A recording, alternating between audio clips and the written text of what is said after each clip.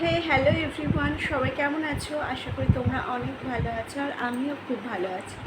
তো দেখো, আজকে বাড়িতে কিছু গেস্ট আসার কথা, তো সেই জন্য সকাল থেকে আর ভিডিও করতে পারিনি। এখনই সময় হয়েছে, মানে সব কাজকর্ম সেরে। আর আজকে কিন্তু আমি শাড়ি পরেছি।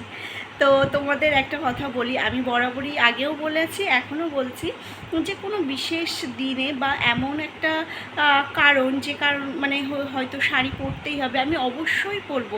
কিন্তু সবসময় তো আমি ক্যারি করতে পারি না, সেই জন্য হয়তো সবসময় পরি না। বাট আজকে একটা মেম্বার আসার কথা ছিল, আমার শ্বশুরমশাইয়ের রিলেটিভ একজন। তো সেই জন্য আমি কিন্তু আজকে সারা দিনই শাড়ি পরে আছি। হ্যাঁ, হয়তো একটু কষ্ট হয়েছে, বাট হ্যাঁ ঠিক আছে। যেহেতু নতুন বউ, এটা কিন্তু আমিও বুঝি যে নতুন বউ যে একটু সাজগোজ করে থাকলে হয়তো ভালো লাগে। হ্যাঁ, এবার কি বলো তো, আসলে আমার পছন্দ না, তো সেই জন্য মানে পছন্দ বলতে কি, মানে বেশি সাজগোজ করা আমার বরাবরই ভালো লাগে না, সেই জন্য। তো আজকে কিন্তু আমি সেই সকাল থেকে, মানে সকালে উঠেছি, উঠে ব্যায়াম করেছি।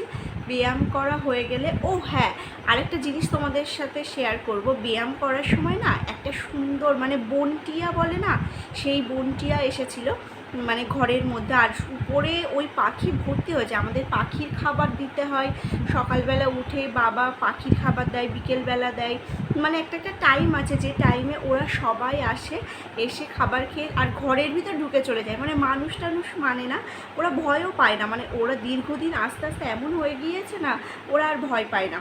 তো আমি ব্যায়াম করছিলাম, সেই সময় একটা বনটিয়া ঢুকেছিল। তো আমি অল্প একটু ওকে ভিডিও, মানে ওটার ভিডিও করেছি, আমি অবশ্যই তোমাদের সাথে শেয়ার করব সেটা। তারপরে স্নান সেরে সেই যে শাড়ি পরেছি, আমি সেখান থেকেই শাড়ি পরে আছি, মানে এখনও সারা দিনটাই মানে বললে চলে আমি শাড়ি পরে আছি আজকে। তো ওই যে আমি বললাম যে হয়তো কোনো কারণ বা কোনো বিশেষ দিন, বিশেষ কোনো কিছু অবশ্যই আমি পরবো, কেননা এখন বিয়ে হয়ে গিয়েছে, কেন পরবো না।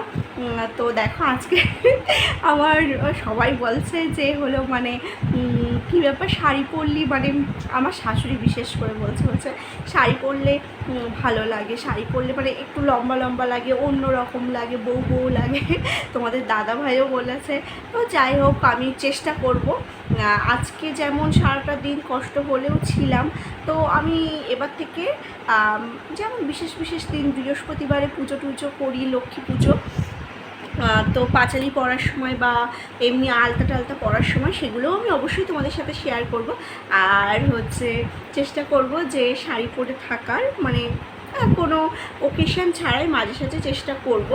আমি গ্যারেন্টি দিতে পারছি না যে আমি প্রতিদিন শাড়ি পরবো, তবে আজকে কষ্ট হয়েছে প্রচুর। ধরো শাড়ি পরে সব কাজকর্ম, মোটামুটি সব কাজ বলতে সব কাজই মা করেছে, আমি ওই গুছিয়ে দেওয়া বা যা টুকটাক করেছি তাও শাড়ি পরে করেছি। তো চলো, এখন মানে সন্ধে হয়ে গিয়েছে, আর ওই ঘরে যাব, গিয়ে একটু ঠাকুর প্রণাম করব, করে তারপরে সবাই একসাথে চা খাবো, টিভি দেখবো। আর হ্যাঁ, দুপুরের রান্নাগুলোও আমি শেয়ার করব। আজকে দুপুরে অনেক কিছু হয়েছে, তো ওগুলোও তোমাদের সাথে শেয়ার করব। পুরোপুরি তো ভিডিও করতে পারিনি, অল্প অল্প যা করেছি সেগুলোই তোমাদের সাথে শেয়ার করবো। চলো, যে বললাম সন্ধে দিতে যাব, আর এখানে দেখো জানালাটা খুলেছি। এই পাশের জানালাটা সচরাচর আমার খোলা হয় না, তো খুলেছি। খুলে দেখি দাদা ভাইও সন্ধে দিচ্ছে। জেঠিমণিরা না বাড়িতে নেই, হচ্ছে জেঠিমণি হচ্ছে জেঠিমণির বাপের বাড়িতে অষ্টম প্রহর আছে, সেখানে গিয়েছে। আর এখানে হাসছি এত, তার কারণ দাদাভাই বলছে আমাকে তুলছিস। আর আমার তখন এত হাসি পেয়ে গিয়েছে যে, মানে এমনভাবে বলছে যে হ্যাঁ হ্যাঁ তোল, আমি ভাইরাল হয়ে যাব। এখানে দাদাভাইও সন্ধে দিচ্ছে, আর আমিও জানালা দিয়ে দিয়েছি, কারণ প্রচণ্ড মশা ঢুকবে। আর আমিও হচ্ছে যাব। তো বাবা চলে এসেছে। এমন অবস্থাতে বাবাকে জিজ্ঞাসা করছি যে বাবা, মাথায় ঘোমটা দিতে হবে? তো বাবা বলছে হ্যাঁ একটু দাও, ঘোমটা দিলে ভালো লাগে। তো এই আর কি।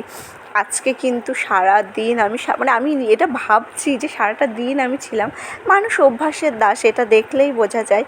আর তোমাদের দাদাভাই আমাকে দেখছে আর হাসছে, তাই আমি জিজ্ঞাসা করছি তুমি কেন আমার মুখের দিকে তাকিয়ে বারবার হাসো বলো তো? এখানে জেঠিমণি, ওই যে বললাম না বাপের বাড়ি গিয়েছে অষ্টম প্রহর, তো জেঠিমণি চলে এসেছে সন্ধ্যাবেলা, চলে এসে সবাইকে প্রসাদ দিয়েছে। আর আমিও সন্ধ্যের দিয়ে মানে মা সন্ধ্যে দিয়েছে, আমি প্রণাম করে প্রসাদ খাচ্ছিলাম, সবাইকে প্রসাদ দিয়েছি। দিয়ে আমি মা সবাই দুজন মিলেই আর কি বসে চা খাচ্ছিলাম। আর তোমাদের দাদাভাই আর কি ভিডিও করে দিয়েছে, ও মাঝে মাঝে করে দেয়, প্রচুর হেল্প করে, প্রচুর হেল্পফুল। মানে সত্যিই এটা আমি গল্প করা বলবো না, মানে মা যেহেতু মানে স্ট্রোক হয়ে গিয়েছে একবার, প্রেশার রয়েছে, তো মা অতটা পারে না। এবার আমি যখন ছিলাম না, তো মা মানে শাশুড়ি মা আর কি গল্প করছিল, ও সব কিছুই করে দিত। তারপরে দেখো সবাই মিলে আমরা ওই যে এমনি সিরিয়াল তো এই বাড়িতে হয় না, আর আমরা দেখিও না, ওই হনুমান দেখছিলাম।